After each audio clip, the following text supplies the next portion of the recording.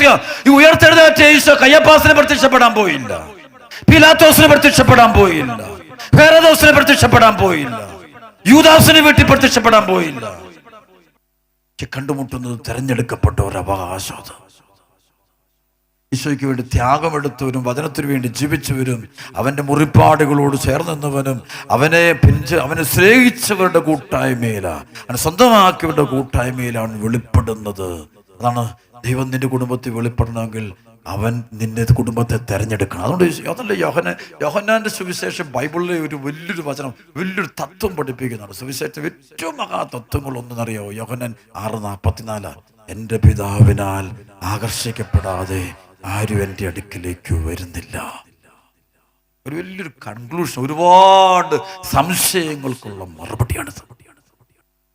യോഹന്നാൻ 6:65 പറയും, എൻ്റെ പിതാവിൽ നിന്ന് വരം ലഭിച്ചാലല്ലാതെ ആർക്കും എൻ്റെ അടുക്കിലേക്ക് വരാൻ സാധ്യത. ഞങ്ങൾക്ക് ഈശോ 5 അപ്പം 5000 പേർക്ക് വർദ്ധിപ്പിച്ചു. 5000 പേർക്കല്ല, ശരിക്കും പറഞ്ഞാൽ 5000 ആരുണ്ടായിരുന്നു പറഞ്ഞേ പുരുഷന്മാര്. സ്ത്രീകൾ എത്ര കാണും നമുക്ക് തന്നെ അറിയാം. ഒരു 5 ഇരട്ടിയെങ്കിലും കാണും. വലിയൊരു കൺവെൻഷനാണ് നടന്നത്. വലിയൊരു കൺവെൻഷൻ മുഴുവൻ ആൾക്ക് ഭക്ഷണം എല്ലാം കിട്ടി, എല്ലാം കിട്ടി.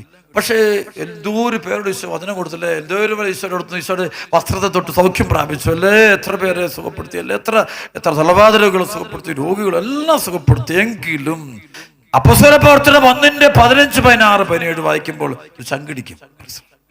അവിടെ പറയുന്നത് ഇങ്ങനെയാണ്, അന്നൊരു ദിവസം 120ഓളം പേർ ഒരുമിച്ച് കൂടിയിരിക്കുമ്പോൾ സമ്മേളിച്ചിരിക്കെ പത്രോസ് അവരുടെ മധ്യേ എഴുന്നേറ്റ് എന്ന് പ്രസ്താവിച്ചു, സഹോദരരെ അപ്പോൾ ഈ പെന്തക്കുസ്താ മുറിയിൽ എത്ര പേരുണ്ടായിരുന്ന പറഞ്ഞേ 100. തെരഞ്ഞെടുക്കപ്പെട്ടവരാണ് അവര്. ബാക്കിയുള്ള അവിടെ അറിയില്ല.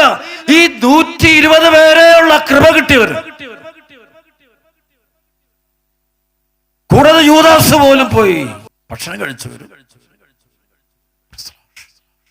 ഈശോയെ തൊട്ടാണ്. ഇതൊന്നും ഇവിടെ കാണുന്നു. ഇവിടെ 120 പേരേ ഉള്ളൂ. അതാണ് കൃപ കിട്ടിയവര്.